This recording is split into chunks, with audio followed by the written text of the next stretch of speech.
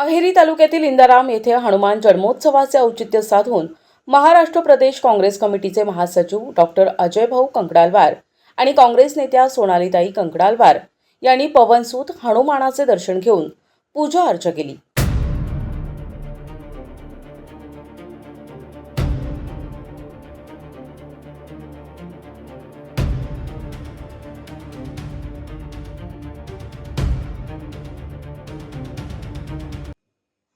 हनुमान जन्मोत्सवाच्या निमित्ताने इंदाराम येथील मंदिरात कंकडालवार परिवाराकडून महाप्रसादाचेही आयोजन करण्यात आले होते। यावेळी परिसरातील आणि स्थानिक नागरिकांनी मोठ्या संख्येने उपस्थित राहून महाप्रसादाचा आस्वाद घेतला। माजी जिल्हा परिषद अध्यक्ष डॉक्टर अजयभाऊ कंकडालवार यांनी यावेळी गडचिरोली जिल्ह्यातील समस्त जनतेला सुख, शांती आणि समृद्धी लाभो अशी प्रार्थना बजरंगबली चरणी केली।